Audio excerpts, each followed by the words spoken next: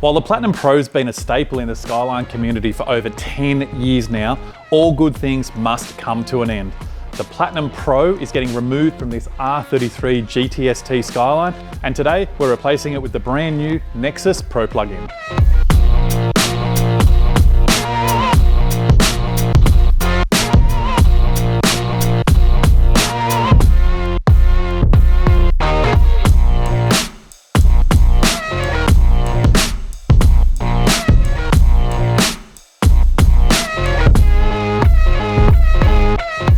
The most important thing that I want to point out today is that the Nexus plug-in ECU does suit all R32 GTR and GTST, so that's the RB20 and the RB26, all R33 GTST, which is the rear-wheel drive version, the RB25, that's what this particular car is, as well as the R33 GTR, and then the R34 GTR. The only of the Skyline range it does not suit is the R34 GTT, or the one that's got the RB25 Neo engine.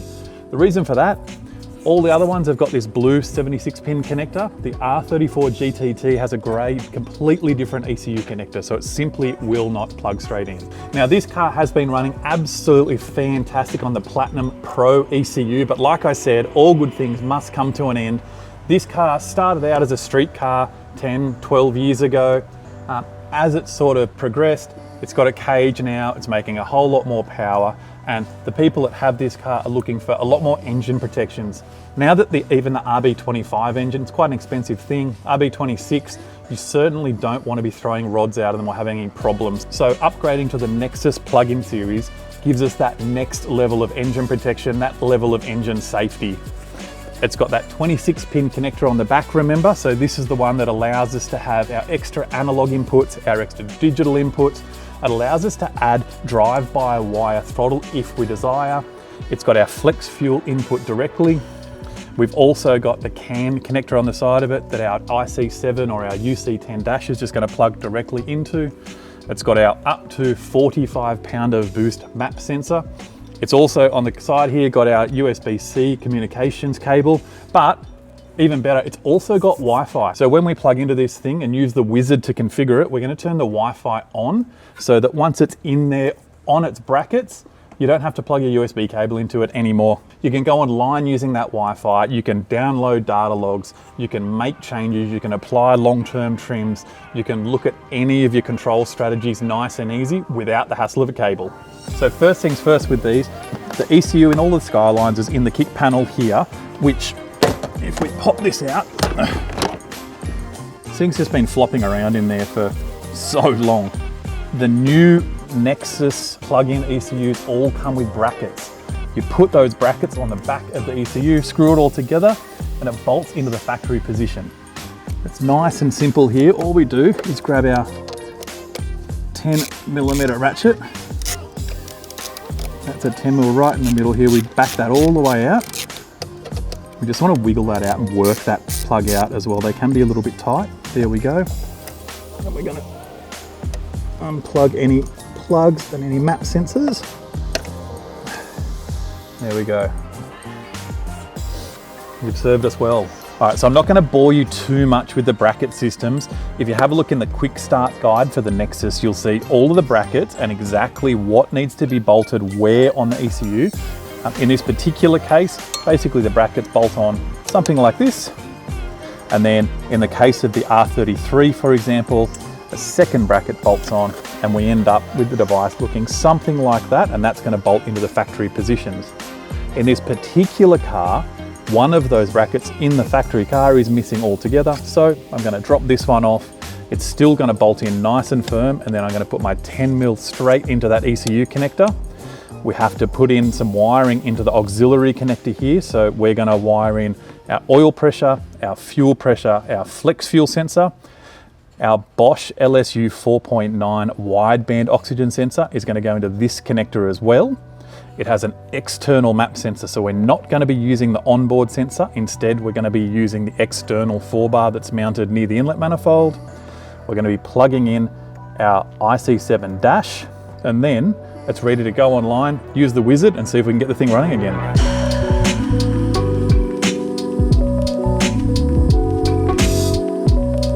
plug that in. That's got the LSU 4.9 wideband in it, like I said. The next plug here, this one is going to the dash, which is the IC7 in this particular case. Plug that in. No wideband. And then before I bolt everything in, I'm just going to sit it up, make sure I've got everything right. Then I've got 76-pin Nissan connector, 10mm plug. I just get this started. You really have to walk this back into the connector. So I'm just going to sort of do it up nice. And then if we grab the ECU and just notice here, see how that's pulled the connector in a bit wonky. See here, so you could be excused for saying, oh yeah, that's home. That side is, that side's not. So if I just push that, or I use my thumbs and just help to walk that connector in, that's going to sit right up on that plug. Up there, it's a mounting hole up the top there. And that's it. There are two handy hints here. The first one, once you've finished figuring out what brackets you need for your car, the rest of the supplied brackets, they are not used. Chuck them in the bin, chuck them in your drawer for the next install, use them as scrap alley, whatever you like. The second tip, which sounds like a simple one, you do need to plug the cable in order to get online for the first time and set the Wi-Fi network up. If you bolt the whole thing in, with my ginormous hands, I find it difficult to plug the USB cable in. So I'm just going to plug that in now before I bolt the ECU in. Then I'll get that ECU straight up there on that bracket.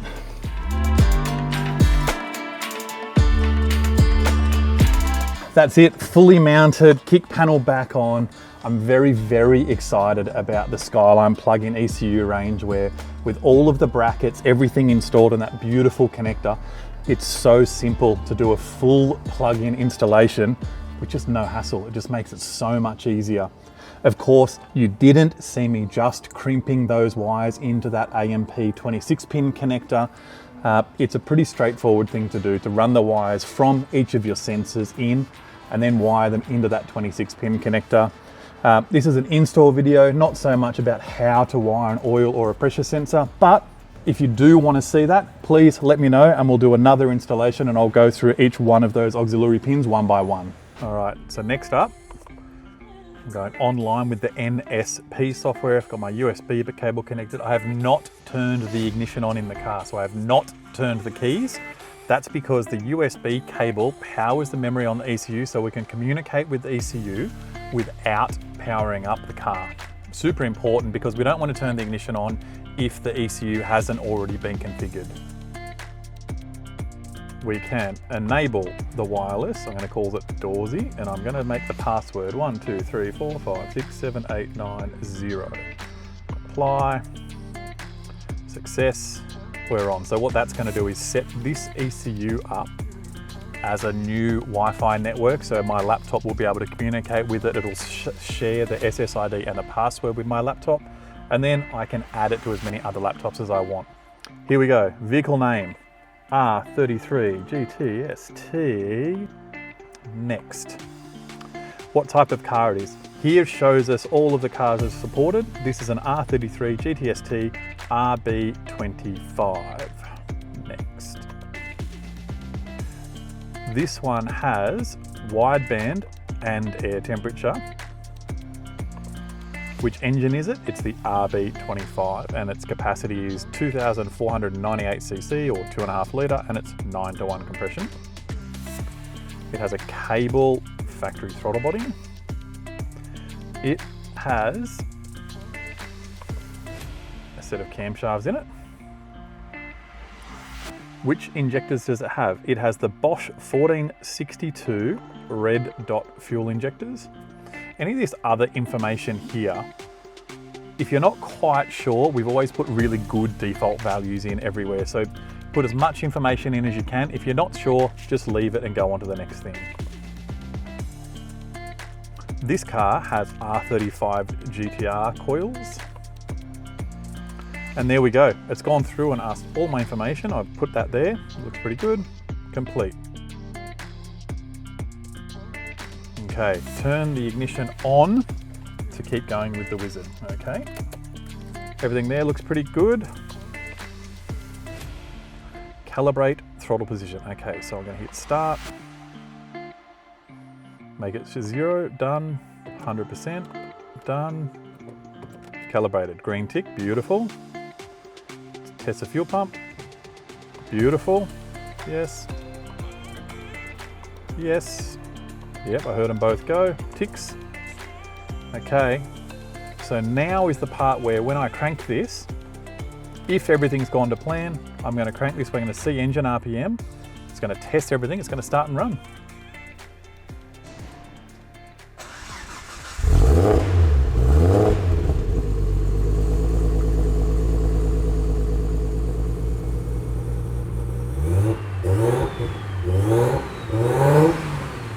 That's it, the thing starts and runs off the Wizard. Now we can take it for a test drive, we can check for oil leaks, we can make sure the engine sounds fantastic. We can even start it, run it, warm it up, drive it, dump the oil if it's a new engine build, whatever it takes before we get the thing on the dyno, so that we know that when we get to the dyno, we're fully prepared. We're not wasting a booking, we're not wasting time and money on the dyno. I'm gonna drive it and just sort of get a bit of a feel for how it goes on the base maps that are generated out of the Wizard. We've got full ignition maps in there. Look, I wouldn't suggest going and circuit racing the thing before it gets on the dyno, but I would absolutely say start it, warm it up. Make sure it's got no oil leaks, make sure it's got no fuel leaks, make sure it's got no coolant leaks, make sure it's got no gearbox leaks. Pretty much make sure it's got no leaks. R33 GTST, it is not going to be a popular opinion, but I really like the way that these motors drive. Even more so than their brethren, the RB26. I find that this has a lot more low down grunt and just feels a lot nicer to drive. So this is driving beautifully. So we're cruising at an air fuel ratio of 14.6 to 14.9. So it's cycling up and down for the catalytic converter.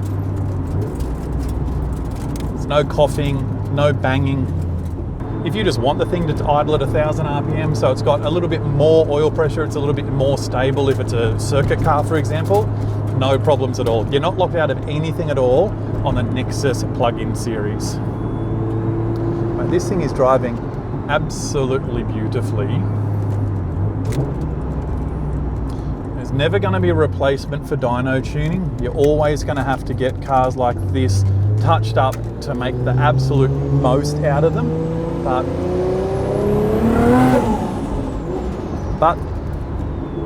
she's going pretty good. No coughs, no bangs, no spluttering.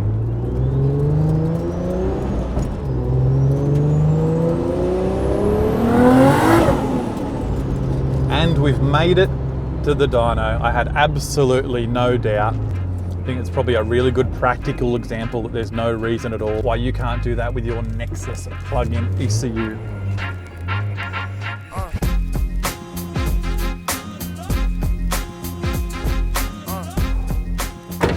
And that right there is about as far as the Wizard's going to take you. The thing has got very conservative fuel target AFR tables. It's got very conservative ignition timing. The knock control is turned on. The long-term fuel learning is turned on. So all of these adaptive long-term learning tables can keep filling in the background while you're driving around, making sure that your project is ready to hit the dyno. I'm sure you've heard me say countless times before that I really enjoy making 0 to 100 kilowatts. I find that the difficult and the challenging part, to get something to drive nice, more importantly, to get the thing up and running. And what's exciting about the Wizard and the Nexus plug-in series, that Wizard allows you to do just that at home. Get the thing started and running. You're going to make the tuner's life so much easier. I know personally, when somebody says, oh, the car's already started and running at home, I think, oh great, I'm not going to have to diagnose wiring problems. I'm not going to have oil leaks. I'm not going to have noisy engines. I'm not going to have all of these weird little problems that can occur on engine first start. So you definitely are giving your tuner an absolute head start by letting them know that the thing's starting, running, driving beautifully, and now it's time to make that big power.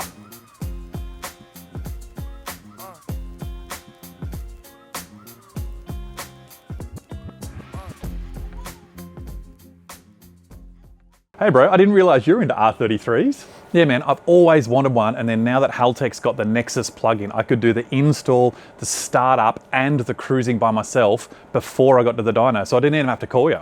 Bro, and even better when you turn up, the thing starts, runs, drives, goes straight on the dyno. It's already making that hard 100 kilowatts. So from here, we can make as much power as we want. We can focus more on making the power than mucking around getting the idle right. All right, well, let's wind this thing to 11. 11, all right.